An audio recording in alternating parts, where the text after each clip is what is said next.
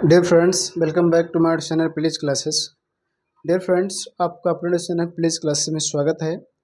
आज के video lecture में मैं आपके लिए प्रैक्टिस एक्सरसाइज को लेकर आया हूं, जिसमें आप प्रैक्टिस करेंगे कि कैसे अगर ऐसे सेंटेंस हमें बोलने पड़ते हैं या हिंदी से इंग्लिश में ट्रांसलेट करने पड़ते हैं, तो ऐसे सेंटेंस को हम कैसे हिंदी से इंग्लिश में ट्रांसलेट करेंगे। तो डियर फ्रेंड्स, जैसे कि आप देख रहे हैं, आपके सामने स्क्रीन पर है प्रैक्टिस एक्सरसाइज, और इस प्रैक्टिस एक्सरसाइज में टोटल 10 सेंटेंस हैं, और इन 10 सेंटेंस की मदद से आप लाखों करोड़ों सेंटेंस को हिंदी से इंग्लिश में आसानी से ट्रांसलेट कर पाएंगे। तो यदि ऐसे सेंटेंस को ट्रांसलेट करने में आपको समस्या हो रही है, आप नहीं कर पा रहे हैं, तो इस वीडियो लेक्चर को अंत तक देखिए। निश्चित है, ऐसे प्रैक्टिस करने से आपके इंग्लिश में सुधार होगा और आप इंग्लिश को आसानी से बोल पाएंगे। तो डियर फ्रेंड्स, आप देखिए प्रैक्टिस एक्सरसाइज का पहला सेंटेंस है 1, वह आया। दूसरा, तुम वहाँ जाते थे। तीसरा, वे नहीं पढ़े। और चौथा, राम नहीं दौड़ा। पांचवा, क्या आपने सुना। छठवां, क्या उसने घर बनाया। सातवां, क्या सीता नहीं गई। आठवां, लड़के कब याद किए। और नौवां, कुत्ते क्यों भौंकते थे। और 10वां सेंटेंस है चिड़िया उड़ी। तो इस प्रकार से टोटल इस प्रैक्टिस एक्सरसाइज में 10 सेंटेंस है, और इन 10 सेंटेंस को आपको करना है प्रैक्टिस। ठीक, तो पहले सेंटेंस की अगर बात करें, वह आया, तो इस सेंटेंस को पढ़ने के बाद या बोल रहे हैं तो आपको ये पता होना चाहिए कि ये कौन सा टेंस है। व्हाट इज द टेंस, ये कौन सा टेंस है। तो ये जो आपका टेंस है, ये सिंपल पास्ट टेंस है, या कह सकते हैं ये पास्ट इंडेफिनिट टेंस है। पास्ट इंडेफिनिट टेंस की क्या पहचान होती है। ता था, ती थी, ते थे, आ, ई, ए, या, ई, ये, ये गया, किया, लिया, दिया, इस प्रकार से आए तो आपका सिंपल पास्ट टेंस होगा, यानी पास्ट इंडेफिनिट टेंस होगा। तो ये सभी के सभी 10 सेंटेंस जो मैंने लिखे हैं, वो सिंपल पास्ट टेंस यानी पास्ट इंडेफिनिट टेंस के हैं। तो अब इसको आपको ट्रांसलेट करना है, तो सेंटेंस पहचानना पड़ेगा कौन सा सेंटेंस है।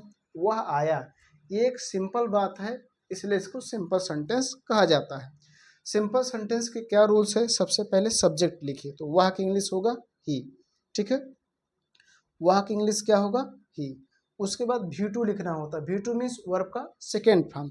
तो आना का इंग्लिश होता है कम, और उसका सेकेंड फॉर्म लगाएंगे तो हो जाएगा केम, और कुछ है नहीं तो लगा देंगे फुल स्टॉप। ये सिंपल का रूल है।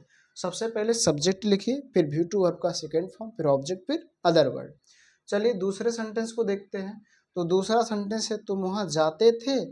तो देखिए इसके अंत में ते थे आया, मैंने बताया ता था, ती थी, ते थे, आ, ई, ए, या, ई, ये, और लिया, दिया, कया, खाया, पिया, इस प्रकार से आए तो आपका सिंपल पास्ट टेंस यानी पास्ट इंडेफिनिट टेंस होगा। ये भी सिंपल है। सबसे पहले सब्जेक्ट लिखिए, तुम की इंग्लिश होगा यू। उसके बाद V2 लगाना है, वर्ब का सेकेंड फॉर्म। जाना का इंग्लिश होता है गो, और गो का सेकेंड फॉर्म होता है वेंट, यू वेंट। अब वहाँ, तो वहाँ का इंग्लिश होता है डियर, और उसके बाद लगा देंगे फुल स्टॉप। इसी प्रकार से अगले सेंटेंस की बात करें, वे नहीं पढ़े। तो इसमें देखिए नहीं शब्द है, यदि नहीं को हटा देंगे तो बनेगा वे पढ़े, अर्थात ये सिंपल है। और जब सिंपल में नहीं शामिल कर देते हैं तो वो बन जाता है नेगेटिव। अब नेगेटिव क्या क्या रूल्स है। सबसे पहले सब्जेक्ट लिखो, तो वे की इंग्लिश होगा दे। ठीक है, उसके बाद आपको लगाना है डिड नॉट। सब्जेक्ट चाहे सिंगुलर हो या प्लूरल हो, कोई भी हो, सभी के साथ डिड नॉट लगाएंगे, तो डिड नॉट लगा दीजिए। ठीक, उसके बाद V1 लगाना है, वर्ब का फर्स्ट फॉर्म। पढ़ना का इंग्लिश होता है रीड, और कोई है नहीं तो लगा देंगे फुल स्टॉप। इस तरह से नेगेटिव सेंटेंस को ट्रांसलेट करना है। सबसे पहले आपको सब्जेक्ट लिखना है, फिर डिड नॉट लगाना है, फिर V1 वर्ब का फर्स्ट फॉर्म, फिर ऑब्जेक्ट, फिर अदर वर्ड। इसी प्रकार से दूसरे सेंटेंस को देखिए, राम नहीं दौड़ा। तो सबसे पहले सब्जेक्ट लिखिए राम, सब्जेक्ट के तुरंत बाद आपको लगाना है डिड नॉट, चाहे वो सिंगुलर हो या प्लूरल, फिर वर्ब का फर्स्ट फॉर्म। दौड़ना, दौड़ना का इंग्लिश होता है रन, तो रन ही लिखा जाएगा। ऐसे ही पांचवें सेंटेंस को देखिए, क्या आपने सुना। तो इसके शुरू में देखिए क्या है, अंत में क्वेश्चन मार्क है, तो एक बात क्लियर है कि ये इंट्रोगेटिव सेंटेंस है।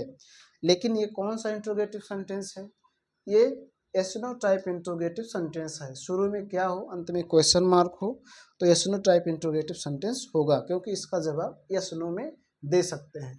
जवाब आप यस नो में दे सकते हैं तभी एसनो टाइप इंट्रोगेटिव सेंटेंस होगा, अन्यथा WH टाइप इंट्रोगेटिव सेंटेंस होगा। तो जब भी ऐसा हो स्नो टाइप इंट्रोगेटिव सेंटेंस हो तो सबसे पहले डिड लगाओ, उसके बाद सब्जेक्ट लिखो। आपने आपने की इंग्लिश यू होगा, और फिर सुनना, सुनना का इंग्लिश होता है लिसन। क्योंकि फर्स्ट फॉर्म लगाना है तो लिसन ही होगा, उसके बाद क्वेश्चन मार्क, कोई और नहीं है। तो इसका क्या रूल्स है, सबसे पहले डिड लगाना है, फिर सब्जेक्ट लगाना, फिर V1, फिर ऑब्जेक्ट, फिर अदर वर्ड। ऐसे ही दूसरे सेंटेंस को देखिए, क्या उसने घर बनाया, तो सबसे पहले डिड लगाइए, क्योंकि इसके जवाब में आप यस या नो कह सकते हैं। उसने का इंग्लिश होता है ही, तो ही लगा देंगे। उसके बाद बनाना, बनाना का इंग्लिश होता है मेक, तो मेक लगा देंगे क्योंकि फर्स्ट फॉर्म ही लगाना है। और घर तो लिख देंगे द हाउस, उसके बाद लगा देंगे question mark. Did he make the house. ठीक है, अगले सेंटेंस की बात करें, क्या सीता नहीं गई, तो देखिए शुरू में क्या है, अंत में क्वेश्चन मार्क है, लेकिन इसमें नहीं शब्द है। इसका मतलब ये एसनो टाइप इंट्रोगेटिव नेगेटिव सेंटेंस है। तब भी क्या करना है, सबसे पहले आपको डिड लगाना है, डिड लगा दिए, फिर आपको सब्जेक्ट लिखना है, सीता तो सीता लिख दीजिए। जब भी इंट्रोगेटिव नेगेटिव सेंटेंस होगा सब्जेक्ट के तुरंत बाद नॉट लगाएंगे, और फिर V1 लगाएंगे, जाना, जाना का इंग्लिश गो, अंत में क्वेश्चन मार्क। ऐसा आपको करना है। अब डियर फ्रेंड्स अगले सेंटेंस की बारी है। अगला सेंटेंस है लड़के कब याद किए, तो इसके अंत में देखिए क्वेश्चन मार्क है, ये आपसे कुछ पूछा जा रहा है। ऐसे भी सेंटेंस इंट्रोगेटिव सेंटेंस होते हैं, लेकिन ये WS टाइप इंट्रोगेटिव सेंटेंस होते हैं। जब भी ऐसे सेंटेंस को आपको इंग्लिश में ट्रांसलेट करना पड़े या बोलना पड़े, तो सबसे पहले आप क्वेश्चन वर्ड की इंग्लिश लिखिए। क्वेश्चन वर्ड मीन्स कहाँ, कब, कितना, कितने, कितने, कौन सा, कौन सी, किस किसका, किसकी, इसकी अंग्रेजी सबसे पहले लिखिए। तो सबसे पहले आप कब की इंग्लिश लिखिए, तो कब की इंग्लिश होगा व्हेन। ठीक है, उसके बाद आपको डिड लगाना है क्वेश्चन वर्ड के बाद, फिर सब्जेक्ट लगाना, लड़के, लड़के की इंग्लिश होगा बॉयज, और उसके बाद V1 लगाना, याद करना का इंग्लिश होता है लर्न, और कोई है नहीं तो लगा देंगे क्वेश्चन मार्क। इसी तरह से 9वां सेंटेंस है, कुत्ते क्यों भौंकते थे, तो सबसे पहले क्यों की इंग्लिश लिखिए वाई, क्वेश्चन वर्ड के तुरंत बाद डिड लगाना है, फिर सब्जेक्ट, कुत्ते, कुत्ते की इंग्लिश होगा डॉग्स, उसके बाद भौंकना, भौंकना का इंग्लिश होता है बार्क, फिर क्वेश्चन मार्क। तो इस तरह से आपको करना है। अब डियर फ्रेंड्स जो आपका 10 सेंटेंस है चिड़िया उड़ी, इसका ट्रांसलेट आप कमेंट बॉक्स में लिखेंगे कि क्या होगा। यदि आपने इस वीडियो लेक्चर को सही से समझा होगा तो उम्मीद है कि आप ऐसे सेंटेंस को आसानी से हिंदी से इंग्लिश में ट्रांसलेट कर पाएंगे। फिर भी अगर आपको कहीं भी किसी प्रकार की कोई डाउट लगे तो कमेंट बॉक्स में ज़रूर लिखें, आपके कमेंट की रिप्लाई दी जाएगी। आज के वीडियो लेक्चर में इतना ही। धन्यवाद।